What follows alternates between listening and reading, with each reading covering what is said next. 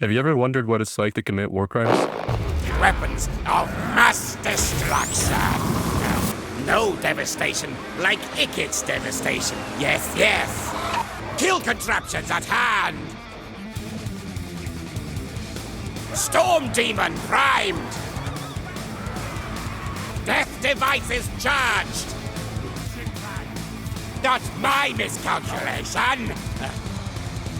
Well, look no further. In Total War Warhammer 3, you get to roleplay and enact what many famous PMCs and terrorist groups are doing at this very moment. Finally!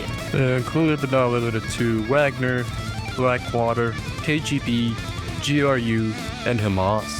From using nuclear missiles on active combatants, Yes, yes, yes! to using enhanced civilian riot dispersion techniques, My plan! this game has it all. Did I forget to mention slavery? I mean the volunteer corps. Time to die! No! Matter of fact, the developers of this game encouraged the use of expendable volunteers to hold the line.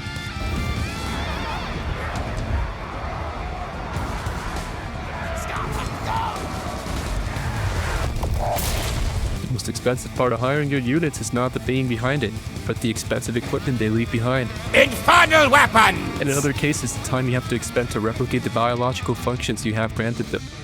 Not enough clan rats. I'm getting ahead of myself here. There are around 100 plus factions that you can enjoy, all with distinct and interactive playstyles. Not only that, but each faction has a sub-faction, in our case, clan. Some examples of this include midgets, goblins, dead people, YouTubers, streamers, furries. But who to play in this war-torn environment? I've made a case in point to play the faction where enemy fire is no longer the concern. Friendly fire is. Total Warhammer 3 isn't just a game about battling armies and your factions. No, this game is much more. Politics, finance, and racism. Kill all things! Try having a lot of armies and suffer negative net income without the ability to upgrade your strongholds for more income or research. After taking a little listen to account, you realize, wait, Fallen, this game sounds like a hassle and more like homework than it is fun. And to that I say, that's why it's amazing. For masochists who enjoy Tarkov, it's right up my alley. Now, allow me to explain the basis of Warhammer. It's simple. Research, Broom, broom! Zap, zap! expand, and conquer. But with each faction having different systems, things happen to get convoluted. These little gremlins multiply thanks to their brood mothers. Brood mothers are the enslaved female sex of a race, and they have been genetically modified for the sole purpose of repopulation, glorified baby factories, the red pill dream snare. They have effectively managed to take throw enough shit at the wall until it eventually sticks, and made it a reality, but with rats. To summarize, you got a problem. We got enough rats to fix the problem. Ickett's Claw! Engineers! There are no losers to these guys. There's only winners and quitters. Moving on, our military is divided into fodder and actual units, the best playstyle being a prick yo, Ickett's Claw!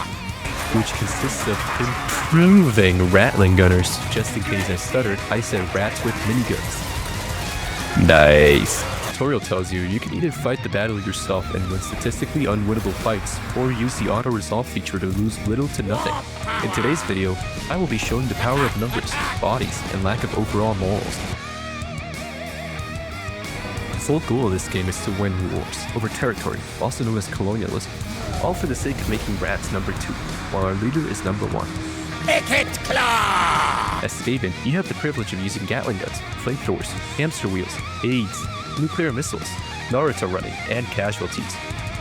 Ickett's Claw is a king of technology, for there are no patents he will not steal. He has access to a tech tree in which he can upgrade vehicles, guns, and ICBM capabilities. Zap, Upon calling the power of God's favorite reaction, they launch a missile into infantry, making the verb is into was, unless they have plot armor. As I stated before, the main goal of this game is to conquer the world, that being your tiny island, and well, the rest of the world. The issue being a single campaign can go on for more than 35 fucking hours. I played for around 9 hours and I only got 2 quarters of my fucking island. Oh, did I fail to mention there exist even more islands outside of this vast sea? Not only that, you can also get backdoored, like this Viking cut scouting out my home. Withdraw! Attack later! Well, domination by the rats seems simple. With our superior numbers, who needs tactics? Fill the front up with cannon fodder and then rattling gunners in the back to mow down any and everything in our way. What are they, protesters? Except cavalry and artillery. But hey, other than that, we win. Move tail! Obviously, there's more units like mortars and catapults and death wheels, but I played for 10 hours and my population didn't reach the required level, so we're stuck with this for now. One big side of the strategy planner is troop placement. It's important, as you have to consider how your troops see the world, from hills blocking sight to rats refusing to shoot.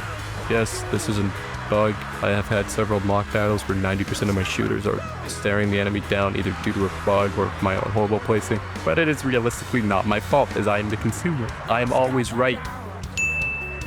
Through my playthrough and enjoyment of the game, I began to feel invincible, maybe due to my superior tactics. But later on I realized, like Thanos, that I was a single speck of dust compared to the rest of the universe. In this case, the world. I met my first adversity and realized you're not alone in this game. Like, starting out makes you think. Alongside other factions will level up with you, and you will get fucked without preemptive planning. I suffered thanks to the midgets. They brought their arguably better flamethrowers. How are they better than the rats, who are using biohazard fire, but hey, game balance. Rats can be the lore accurate, or we auto-win. So that's that.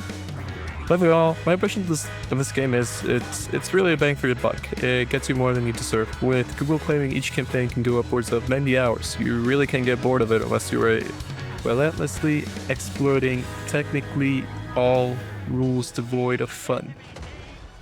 Viewers being having the attention span of my fellow Gen Zs, in which we must watch movies or series with TikTok in our hand, just to pay attention. Anyway, that's my weekly rant for the day, and enjoy. Please sub, and pretty please leave a comment telling me what you'd like me to talk about or review, and maybe someone to talk shit about or review their content. Anyway, love you. Thanks for watching.